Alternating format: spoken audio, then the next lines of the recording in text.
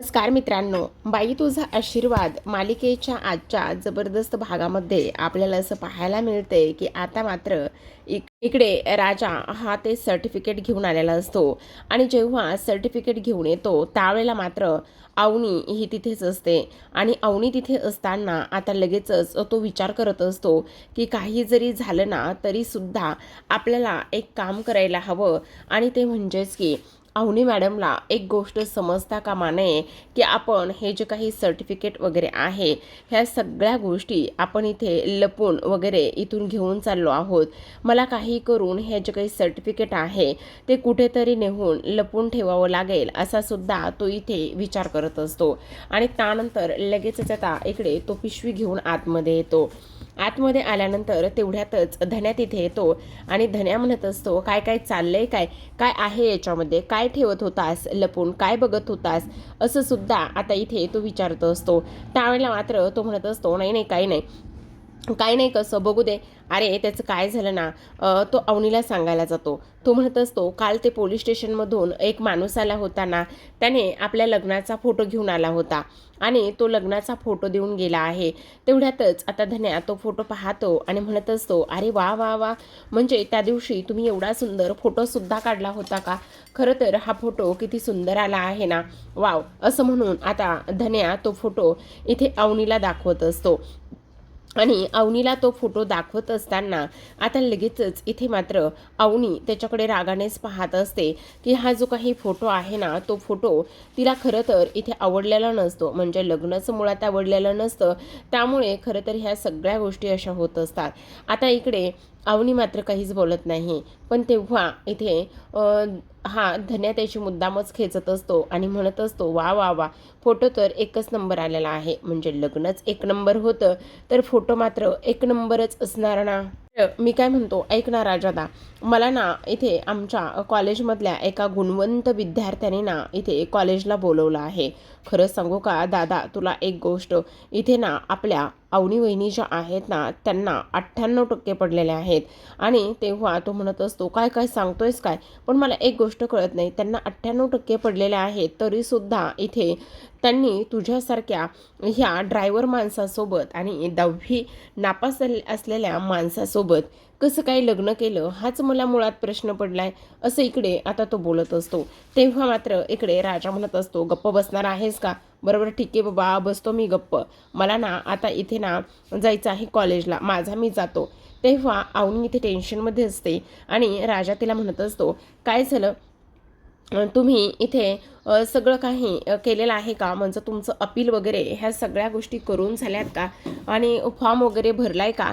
तेव्हा तो म्हणत असतो, हो हो, सगळं काही झालेलं आहे, फॉर्म वगैरे ह्या सगळ्या गोष्टी भरून झालेल्या आहेत, असं म्हटल्याबरोबर लगेचच आता इथे ती म्हणत असते, पण बघ ना, जॉब अपॉर्च्युनिटी आहेत, त्याचबरोबर इकडे मी बऱ्याच ठिकाणी अपील केले, रिप्लायसुद्धा येत आहेत, पण मुंबई, दिल्ली, त्याचबरोबर कलकत्ता अशा ठिकाणी ह्या सगळ्या जॉब अपॉर्च्युनिटी आहेत. तेव्हा तो म्हणत असतो, काय एवढ्या लांब, तिकडे कशाला? आता तुम्ही नाशकामध्ये इथे गोल्ड मेडलिस्ट मिळवला आहे, तर तुम्हाला नाशकामध्येच नोकरी मिळायला पाहिजे ना, तिकडे कशासाठी उगाचच नोकरी शोधताय तुम्ही? तुम्हाला तिकडे नोकरी वगैरे करण्याची काहीच गरज नाही. अरे राजा, पण तिकडेच मिळत आहेत तर काय करणार ना आता? मग आता इथे तो विचार करत असतो, नाही नाही, काहीतरी केलं पाहिजे, ह्यांना नोकरी तर फक्त आणि फक्त इथेच मिळाली पाहिजे, असा राजा इकडे आता विचार करू लागलेला असतो आणि त्यानंतर ह्यांच्यासाठी काहीतरी केलं पाहिजे असा सुद्धा विचार आता इथे राजाच्या मनामध्ये येतो. त्यानंतर इकडे नमिता तिच्या आईसोबत सुलूसोबत बसलेली असते. तेवढ्यातच तिच्या फोनवर राजाचा कॉल येत असतो. मोबाईल तिचा व्हायब्रेट असतो, पण इथे रिंग न वाजल्यामुळे नमिता हळूच इथे बाजूला जाऊन बोलत असते आणि बाजूला जाऊन बोलल्यानंतर इथे ती म्हणत असते, ए राजा, काय चाललंय तुझं? एवढ्या इथल्या इथे घरातल्या घराच्या जवळच कशाला फोन करतोय? सरळ सरळ आवाज द्यायचाच ना. तेव्हा राजा म्हणत असतो, मी आवाज दिला आणि ते जर तुझ्या आईनं म्हणजेच माझ्या आत्यानं जर ऐकलं तर काय होणार आहे हे तुला माहिती ना? ती तुला मला बोलायला तरी येऊ देईल का? बरं बोल ना, आज मला चक्क फोन कशासाठी केलायस? तेव्हा तो म्हणत असतो, अगं ऐक ना, आजचा न्यूजपेपर आहे का? तेव्हा ती म्हणत असते, ए तुला आणि न्यूजपेपरची काय गरज आहे? तुला काय कळतं त्याच्यातलं? नमे, तुला सांगितलं ना, आजचा न्यूजपेपर असेल तर दे ना. नाही देणार, अगोदर सांग कशासाठी हवं आहे. आणि मी का देऊ तुला आजचा न्यूजपेपर? आता राजा थोडंसं डोकं लावतो. तो म्हणत असतो, अगं त्याचं काय आहे ना, त्या न्यूजपेपरमध्ये ना यशोदाचा फोटो आलाय. काय? माझ्या यशाचा फोटो आलाय? तेव्हा तो म्हणत असतो, हो तेच तर तुला सांगायला लागलोय ना, आज ना त्याच्यामध्ये यशाचा फोटो आलाय आणि म्हणूनच तुला मी न्यूजपेपर मागतोय, देतेस का आणून? पण कशासाठी आलाय? अगं कशासाठी आलाय म्हणजे काय? अगं दे तर, तू आणून तर दे, मी तुला सांगतो ना. मी म्हणत असते, हो हो लगेच घेऊन येते. मग धावतच जाते आणि सुलूला म्हणत असते, अगं मम्मी ऐक ना, तो फोटो आलाय म्हणे. तो पेपर कुठे आहे असं म्हटल्याबरोबर ती म्हणत असते, आजचा पेपर तुला कशाला हवाय? अगं मम्मी दे ना, आजचा पेपर माझ्यासाठी फार महत्त्वाचा आहे, मला हवाय ग तो पेपर असं म्हटल्याबरोबर ती म्हणत असते, अगं पण कशासाठी ते तरी सांग. अगं मला ना त्या पेपरवर नकं काढायचीत. ए नमे, डोकं फिरले का तुझं? आजच्या ताज्या पेपरवर कोण नकं काढतं? मला नकं काढायची असली ना तर मला ताजाच पेपर लागतो, दे बरं तू. आता शेवटी सुलूचं पोरी पुढं काहीच चालत नाही. नमिता पेपर घेते आणि पेपर घेतल्याबरोबर लगेचच आता इथे बाजूला घेऊन जात असते. आणि बाजूला घेऊन गेल्यानंतर ती म्हणत असते, दाखव मला कुठे आहे यशाचा फोटो. तेव्हा राजा म्हणत असतो, आण इकडे आण, मी तुला दाखवतो. असं म्हणून तो तिच्याकडनं पेपर घेतो आणि तेव्हा पेपरमध्ये म्हणत असतो, खरं तर इथे धनु रास असलेल्या माणसाला यश मिळणार आहे असं तो वाचतो. तेव्हा नमी म्हणत असते, कुठे यशाचं नाव कुठे? अगं यश हे नाव बघितलंस ना तू? तू मला उल्लू बनवून आजचा पेपर घेतलायस ना राजा, हे तुला महागात पडेल बरं का. तेव्हा तो म्हणत असतो, अगं महागात पडेल काय महागात पडेल, ठीक आहे ना, पडलं महागात तर पडलं, त्याने एवढं काय होणार आहे असं सुद्धा आता इकडे तो बोलत असतो. त्याच वेळेला आता इकडे तो पेपर तिथेच कॉटवरती ठेवतो आणि आतमध्ये आणायला जातो. तेवढ्यातच अण्णा आलेले असतात. अण्णाने मात्र त्यांचा चकना आणलेला असतो आणि तो चकना इथे त्या पेपरवरती चकना सोडत असतात. आणि तेवढ्यातच राजा येतो. राजा म्हणत असतो, अण्णा तुम्ही हे काय करताय? तुमच्या चकण्यासाठी तुम्हाला आजचा ताजाच पेपर मिळाला का? मग माझा चकना मी कुठे सोडणार आहे? याच्यात तर सोडणार ना. तेव्हा राजा म्हणत असतो, अहो अण्णा मला तो पेपर पाहिजे. का कशासाठी पाहिजे असं म्हणून दोघांमध्ये भांडण लागलेलं असतं. दोघं जण एकमेकावर ओरडून बोलत असतात. तेवढ्यातच अवनी तिथे येते. अवनी म्हणत असते, काय चाललंय, जरा गप्प बसणार आहात का? काय एवढा आरडाओरडा करताय, जरा गप्प बसा. तेवढ्यातच आता इथे राजा म्हणत असतो, त्यांनी माझा आजचा पेपर घेतला आहे. तेव्हा लगेच आता राजा हळूच अण्णांना म्हणतो, अण्णा त्याच्यामध्ये सरप्राईज होतं का? कोणासाठी सरप्राईज होतं? अहो तुमच्या सुनेसाठी सरप्राईज होतं असं म्हटल्याबरोबर अवनी आलेली असते आणि ती म्हणत असते, माझ्यासाठी सरप्राईज काय? मग आता इथे अण्णा हळूच त्याला विचारत असतात, काय सुनेसाठी सरप्राईज काय? मग आता अवनी म्हणत असते, अण्णा 1 मिनिट थांबा, मी तुम्हाला प्लेट आणून देते, तो पेपर त्याला द्या. मग अवनी प्लेट आणायला जाते. त्यावेळेला मात्र अण्णा पुन्हा एकदा विचारतात, सांग ना काय काय सरप्राईज काय होतं ते सांगणार आहेस का नाही? तेव्हा तो म्हणत असतो, नाही नाही, ते माझं आणि मॅडमचं सरप्राईज आहे, मी ते सरप्राईज त्यांना सांगणार आहे, तुम्हाला मी ते सरप्राईज नाही सांगू शकत असं मुद्दामच आता इकडे तो बोलत असतो. आता मात्र अवनीने प्लेट आणून दिल्यानंतर अण्णांनी तो सगळा काही चकना प्लेटमध्ये ओतून घेतलेला असतो आणि सर्व चकना प्लेटमध्ये ओतून घेतल्यानंतर तो जो रिकामा पेपर आहे ना, तो रिकामा पेपर आता लगेचच इकडे अवनीला राजाला देऊन टाकलेला असतो. जेव्हा तो रिकामा पेपर राजाला देऊन टाकतो त्यावेळेला मात्र इथे आता अवनी लगेचच त्याच्या मागे पुढे करत असते आणि म्हणत असते, दे ना, काय आहे त्या पेपरमध्ये, तू देणार आहेस की नाही मला? तू असं का करतोस? काय दाखव ना, कसलं सरप्राईज आहे? तू म्हटला की त्या पेपरमध्ये सरप्राईज आहे आणि ते सरप्राईज इथे तू मला दाखवणार आहेस, देणार आहेस की नाही सांग पटकन. तेव्हा लगेच आता इथे तो म्हणत असतो, जरा थांबणार आहात का तुम्ही? हे बघा, हे पेपरमध्ये जे सरप्राईज आहे ना ते आत्ता नाही दाखवणार, ते तुमच्यासाठी आहे. राजा असं करू नकोस ना, ते सरप्राईज इथे माझ्यासाठी आहे ना. मग सरप्राईज माझ्यासाठी आहे तर मग ते सरप्राईज इथे तू मला दाखवणार नाही आहेस का? का असं करतोयस? प्लीज दे ना, दाखव ना, ते सरप्राईज जे आहे ना ते प्लीज मला दाखव ना असं सुद्धा अवनी आता इकडे बोलत असते. राजा म्हणत असतो, नाही नाही, आत्ताच ते तुम्हाला सरप्राईज मी दाखवणार नाही आहे, मी नंतर दाखवेल. राजा असं नको करू. मग आता ती त्याच्या मागे पुढे करत असते पण राजा मात्र तो पेपर लपून ठेवण्याचं काम करत असतो. तो पेपर तो अजिबात अवनीच्या हाती पडून देत नसतं. शेवटी अवनी मात्र वैतागून आतमध्ये निघून जाते. त्यानंतर राजा लगेचच आता जाहिरातींचं पान ओपन करतो आणि जाहिरातींचं पान ओपन केल्यानंतर नाशिकचं एक पूर्ण पेज असतं आणि त्यावरती इथे जॉबच्या ऑफर्स असतात आणि ते पेज पाहत असतो आणि नाशकामध्ये सुद्धा बऱ्याच अशा जॉब ऑफर्स आहेत ही गोष्ट त्याच्या लक्षात येते.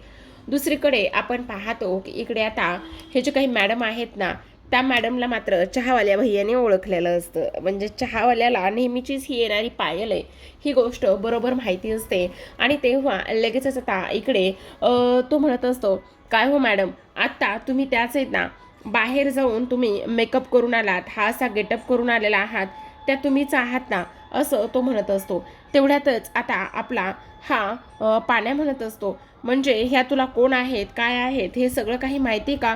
अहो हो साहेब, ह्या कोण आहेत, काय आहेत, हे सगळं काही मला माहिती आहे ना, आणि त्यामुळेच मी तुम्हाला सांगतो ना. तेवढ्यातच आता इकडे मात्र पाण्याला टेन्शन येतं, पाण्याला राग आलेला असतो. पाण्या म्हणत असतो, एक मिनटं मॅडम, तुमचा हा जो काही इथे मास्क आहे तो मास्क जरा तुम्ही बाजूला काढाल का? मी तुम्हाला म्हणतोय ना, हा जो काही मास्क आहे तो तुमचा मास्क तुम्ही ताबडतोब बाजूला काढा म्हणून. मग आता पायल म्हणत असते, काढणं गरजेचंच आहे का? हो, तुमचा मास्क जो आहे ना, तो मास्क इथे काढणं गरजेचंच आहे, असं सुद्धा आता इकडे तो बोलत असतो. तेव्हा मात्र इथे आता लगेचच आपली ही पायल स्वतःच्या चेहऱ्यावरचा मास्क बाजूला काढते आणि स्वतःच्या चेहऱ्यावरचा मास्क बाजूला काढल्यानंतर तिला मात्र आता इथे धक्काच बसतो की हे सगळं काय आहे आणि त्याचबरोबर आता ह्याच्यासमोर सगळं काही सत्य आलेलं आहे ही गोष्ट मात्र तिच्यासाठी खूपच जास्त धक्कादायक झालेली असते. आता मात्र हे सगळं काही सुरू असताना पाण्या म्हणत असतो, मला बँक लोन देणार आहेस का? आणि ते सुद्धा 2% देणार आहे बँक लोन. किती होप्स ठेवल्या होत्या? तेवढ्यातच तिथे असलेली छत्री घेतो आणि तिला मारायला सुरुवात करत असतो. तेव्हा पायल म्हणत असते, अरे अख्खीच मी तुझी आहे ना, मग तुला लोन घेण्याची काय गरज आहे? हे बघ, मारू नकोस हा पाण्या, प्लीज मारू नको. मी तुझ्यासाठी हे सगळं काही करते आणि जर मला मारायला लागलास ना, तर इथे मी तुझ्यावर पोलीस कंप्लेंट करेल आणि जेलमध्ये टाकेल ना तुला, असं मुद्दामच आता इकडे ती बोलत असते. आता हे सगळं काही बोलत असताना आपण पाहतो की इकडे लगेचच हा म्हणत असतो, मला मारायचं वगैरे अजिबातच ह्या सगळ्या गोष्टीमध्ये भानगडीत पडायचं नाही, समजलं का? हिला तर मी सोडणारच नाही, असं म्हणून सरळ सरळ तो तिला तिथून हाकलून देत असतो. आणि त्यानंतर आता मनामध्ये विचार करत असतो, मला लोन भेटलं असतं आणि लोन भेटल्यानंतर मी इथे गॅरेज वगैरे टाकलं असतं. हे सगळ्या गोष्टी माझ्यासाठी किती महत्त्वाच्या आहेत.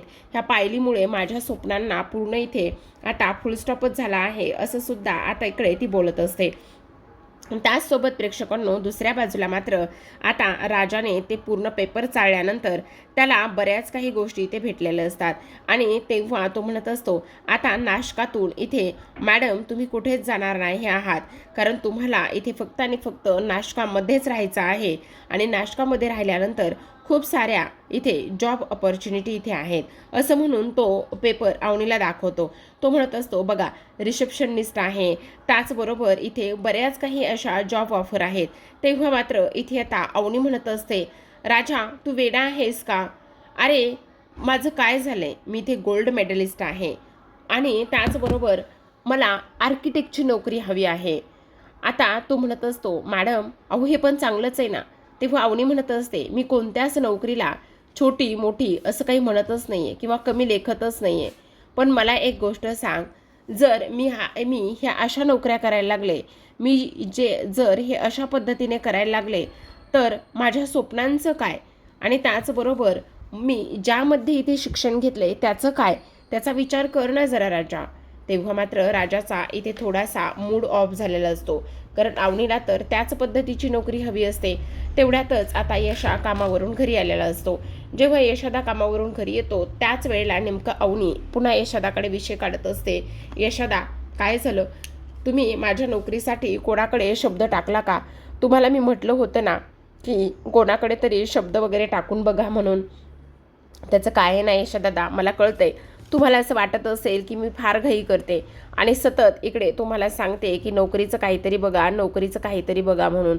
पण प्लीज प्लीज इकडे काही जरी झालं ना तरीसुद्धा मला घरामध्ये बसून खूप बोर होतं आहे हो. आणि घरामध्ये बसून बोर होत असल्या कारणाने तुम्हाला एक गोष्ट सांगू का, मला ना असं वाटतंय की आता माझी सगळी स्वप्न आणि ते सगळं काही इथे धुळीस मिळायला लागलेलं आहे. त्यामुळे मला ना नोकरी करणं फार जास्त गरजेचं आहे, असं सुद्धा आता इथे ती बोलत असते. त्यावर लगेचच आता तो म्हणत असतो, तुम्ही नका काळजी करू, मी नक्कीच बघेन आणि तुम्हाला नोकरी शोधून देण्याचा सुद्धा तेवढाच प्रयत्न करेल, असं सुद्धा आता इकडे ती बोलत असते. आता हे सगळं काही बोलल्यानंतर आपण इथे पाहतो यशोदाला अजूनच टेन्शन येतं आणि यशोदाला टेन्शन आल्यानंतर इथे आता लगेचच यशा हा राजाला ओरडून बोलत असतो आणि म्हणत असतो, बघितलं तुझ्यामुळे काय काय होतंय म्हणून, तुझ्यामुळे त्यांच्या स्वप्नांचा कसा इथे घात होतोय तुझ्या लक्षात येतंय का? अरे एक खोटं लपवण्यासाठी 1000 खोटी बोलावी लागतील. कुठून देणार आहेस तुला त्या नोकरी आणि त्यांना पाहिजे तशी नोकरी? तुला मी म्हणत होतो हे सगळं काही त्यांना सांगून टाक म्हणून. हे बघ, आपल्या घरी जर राहिल्या तर आपल्याकडून त्यांना कोणताच प्रॉब्लेम होणार नाही, पण त्यांच्या स्वप्नांचं काय करायचं? अरे त्यांच्या स्वप्नासाठी त्यांनी त्यांच्या बापाचा सुद्धा विचार केला नाहीये आणि त्यांनी ते लग्न मोडून इकडे आलेले आहेत. मग मला एक गोष्ट सांग, आपण त्यांना खायला प्यायला त्याचबरोबर ह्या घरामध्ये राहायला देऊ, पण नोकरीचं काय करणार आहेस राजा? तू कुठून आणणार आहेस? शिवाय त्यांच्यासोबत लग्न केल्यामुळे तुझं सुद्धा काम गेलं आहे. ह्या गोष्टी तुला कळत नाही आहेत का राजा? अरे अजून किती आणि कसं लपवून ठेवणार आहेस? राजा मात्र यशोदाचं फक्त बोलणं ऐकून घेत असतो, एक शब्दसुद्धा तोंडातून काढत नसतो, कारण तेवढी त्याची चूकच असते. दुसरीकडे आपण पाहतो आता दत्तू सुलूच्या कपाटामध्ये काही पेपर शोधत असतो. सुलू मात्र कमरेवर हात ठेवते आणि दत्तूच्या पाठी येऊन उभी राहते आणि म्हणत असते, खरंच बाई माझं नशीब मेलीचं ना चांगलंच नाहीये, एक भाऊ धडाचा नाहीये. खरंच ना, काय बोलायचं? तेव्हा दत्तू म्हणत असतो, का? अरे का म्हणजे काय? मला सांग, इथे तू बहिणीच्या कपाटामध्ये चोरी करतोस? अरे असं चोरी वगैरे काही करत नाही. अगं मी काही त्या धोंड्यासारखा नाही आहे. एक बरती तो धोंडाच परवडला, तुला सांगते. तो माझ्या कपाटामध्ये येऊन अशी चोरी तर करत नाही आहे. तू तर किती चोरी करतोस माझ्या कपाटामध्ये येऊन. दत्तू म्हणत असतो, अगं गपगसुले, चोरीत नाही बाई. अगं या लेकीला जर माहिती झालं ना तर ती लेक मात्र लगेचच त्या अण्णा मामाकडे जाऊन दौंडी पिटेल. माहिती ना तुला? काय काय करतोयस काय पण? अगं त्या ज्युनियर देशमानेचा फोन आला होता आणि त्यांनी आपल्या त्या तिकडच्या घराचे पेपर मागितलेत आणि ते म्हणाले एखादा चांगला वकील लावतो आणि एखादा चांगला वकील लावून तुम्हाला केसच जिंकून देतो. आता मात्र इथे सुलूला फार आनंद झालेला असतो. सुलू म्हणत असते, बाई बाई बरं झालं माझ्या ना नमीचं लग्न होईल. तेव्हा दत्तू म्हणत असतो, माझ्यासुद्धा म्हातारपणाची सोय होईल की? तेव्हा सुलूसुद्धा म्हणत असते, हो बाबा माझ्यासुद्धा म्हातारपणाची सोय होईल. चल चल मी सुद्धा तुला पेपर शोधू लागते. असं म्हणून दोघेही जण आता पेपर शोधायला सुरुवात करत असतात. तेवढ्यातच नमिता आलेली असते.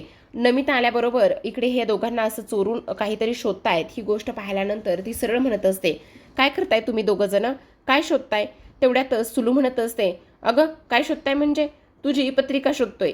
अगं म्हटलं पत्रिका ब्राह्मणांना दाखवावा आणि ब्राह्मणाला पत्रिका दाखवून एखादं चांगलं स्थळ वगैरे येतंय का ते बघावं. तेव्हा मात्र नमिता अजूनच रागाला जात असते. ती म्हणत असते, ए मम्मी, तुला मी किती वेळा सांगितले की मला दुसऱ्या कोणत्याही पोराबरोबर लग्न करायचं नाही, मला फक्त आणि फक्त यशाबरोबरच लग्न करायचंय म्हणून. तेव्हा सुलू तिच्यावर चिडते आणि म्हणत असते, नमे काय लावलंय ग? तेव्हा दत्तू म्हणत असतो, काय कळतच नाहीये, त्या पोरीने सुद्धा त्या ड्रायव्हरबरोबर लग्न केलं आणि ही पोरगीसुद्धा त्या गौंड्याबरोबर लग्न करायचं म्हणते. तेव्हा मात्र नमिता म्हणत असते, तो मनाने फार चांगला आहे. तेव्हा सुलू म्हणत असते, संसार करण्यासाठी मन बघावं लागत नाहीये, त्याच्यासाठी पैसा लागतो, कळलं का? काय ग त्याच्याकडे, त्याच्यासोबत लग्न करायला निघालीस? तेव्हा मात्र नमिता म्हणत असते, नाही, काही जरी झालं ना तरीसुद्धा यशाचं आणि माझंच लग्न होणार आहे, मी यशाबरोबरच लग्न करणार आहे, असं स्पष्टपणे पुन्हा एकदा नमिता सांगत असते. आणि मम्मी तुला आणखी एक गोष्ट सांगते, तू माझ्यासाठी दुसरे स्थळं आणि ह्या सगळ्या गोष्टी अजिबात बघायच्या नाही, कळलं तुला?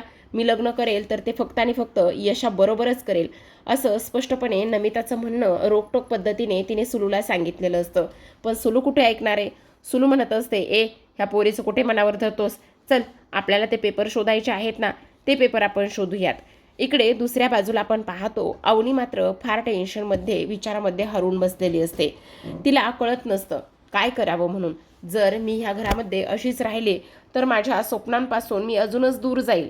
त्याचबरोबर इकडे माझा अभ्यास आणि त्याचबरोबर माझं ध्येय, ह्या सगळ्या गोष्टी मी इथे विसरायला सुरुवात करेल. नाही नाही नाही नाही नाही, काही जरी झालं ना तरी हे अजिबात असं होता कामा नये, असं सुद्धा आता इकडे ती बोलू लागलेली असते. आणि हे सगळं काही बोलल्यानंतर आता मात्र राजा येतो आणि राजा आल्यानंतर हे सगळं काही पाहत असतो की ह्या किती टेन्शनमध्ये आहेत आणि त्याचबरोबर ह्यांना काही करून ह्या सगळ्या धक्क्यातून बाहेर काढलंच पाहिजे. तसं पाहायला गेलं तर इकडे यशोदासुद्धा म्हणत होता की काही जरी झालं तरीसुद्धा तू त्यांच्यासोबत अशा पद्धतीने वागू नकोस म्हणून. तर आता प्रेक्षकांनो, इकडे राजा विचार करत असतो यांच्यासाठी काहीतरी केलं पाहिजे, पण काय करू, कुठून सुरुवात करू, सांगून टाकू का यांना की आपलं लग्न खोटं आहे म्हणून. पण जर या नोकरीच्या शोधातून इकडे नाशकातून बाहेर गेल्या तर आमचं लग्न मात्र कायमचंच तुटेल आणि आम्ही दोघं वेगळं होण्यासाठी सुद्धा जास्त दिवस लागणार नाही येतं. नाही नाही नाही नाही नाही, काहीतरी केलं पाहिजे, मला काही करून हे सगळं काही कुठेतरी जाऊन थांबवलं पाहिजे, असा राजा आता इकडे विचार करलेला असतो. तेव्हा इथे अवनीला ते सगळं काही आठवतं, कशा पद्धतीने चंद्रकांत देशमानेंनी तिचे सगळे सर्टिफिकेट्स, त्याचबरोबर ती असलेली गोल्ड मेडलिस्ट, हे सगळं काही जाळून खाक केलं. आता तुझ्याकडे डिग्रीज नसेल तर तू काय करणार आहेस, ह्या तुझ्या सर्टिफिकेटचा सुद्धा मी स्वाहा करतो. एवढंच नाही तर तुझ्या स्वप्नांचा सुद्धा मी स्वाहा करत आहे, असं हे सगळं काही बोललेलं सुद्धा अवनीला स्पष्टपणे आठवू लागलेलं असतं. आणि आठवत असताना आता अवनी मात्र त्या सगळ्या गोष्टींचा स्वतःला त्रास करून घेत असते. एवढंच नाही तर आता मात्र प्रेक्षकांनो, राजाने खूप काही करण्याचा निर्णय घेतलेला असतो. तर आजच्या भागात एवढंच. उद्याचा भाग पाहायचा असेल तर नक्की चॅनलला सबस्क्राईब करा, कारण आपला हा जो काही छोटा धनू आहे ना, धनू खूप हुशार आहे बरं का. आता त्याने ना राजाला एक गोष्ट सांगितली. राजाला तो सांगत असतो पाण्याचं आणि पायाचं सत्य, म्हणजे त्यांच्या जे काही झालंय ना गॅरेजवर, तो म्हणत असतो तुला सांगू का, आता ना पायल वहिनी जी आहे ना, तिने काय केले माहिती आहे का, मेक ओव्हर करून आली, एक बँकवाली बनून आली आणि त्या म्हणाल्या की ह्याला ना 2% मी लोन देईल गॅरेज टाकण्यासाठी. तेव्हा ह्याला एवढं मोटिवेशनल भेटलं ना की काही विचारूच नको. तेव्हा मात्र इकडे आता पाण्याची चिडचिड आणि रागराग होत असतो. तो म्हणत असतो त्या पायलीमुळे ना माझं सगळं काही हे झालंय, मला फक्त लोन भेटणार होतं म्हणून मी एवढा मोटिव्ह झालो होतो ना, एवढं मोटिवेशन भेटलं होतं ना मला की काही विचारूच नको. आणि त्या जोरातच मी काय काय करायला लागलो होतो ना, काही सांगूच नको. आता राजाचे विचारचक्र एका झटक्यात फिरतात. तो म्हणत असतो जर अवनी मॅडमला असंच मोटिवेट केलं तर, त्यांच्या स्वप्नांपासून त्या लांब नाही आहेत, जवळच आहेत असं जर सांगितलं तर, म्हणजे जर त्यांचा इंटरव्ह्यू घेतला तर, कारण पाण्याचा सुद्धा पायाने इंटरव्ह्यूज घेतलाय ना. आता तो धावतच नानांकडे जातो आणि गेल्यानंतर तिथे म्हणत असतो मला एका दिवसासाठी तुमचं ऑफिस हवं आहे आणि इंटरव्ह्यूसाठी, असं म्हटल्याबरोबर तर मात्र नाना चकितच होत असतात आणि त्याला उलट प्रश्न विचारतात. अरे राजा, वेडा आहेस का, तुला माझं ऑफिस एका दिवसासाठी कशाला हवंय आणि मी नाही बाबा ते देणार. तेव्हा राजा म्हणत असतो प्लीज द्या ना, तुमचं ऑफिस एका दिवसासाठी मला द्या ना, त्या ऑफिसमध्ये मला इंटरव्ह्यू घ्यायचे आहेत. अरे पण ते कशासाठी. तेव्हा मात्र राजाला अवनीसाठी हे सरप्राईज प्लॅन करायचं असतं आणि तिच्याकरिता तो आता जोरात इंटरव्ह्यू घेणार असतो. तर प्रेक्षकांनो, पाहत राहा बाई तुझा आशीर्वाद. भेटूयात उद्याच्या भागात.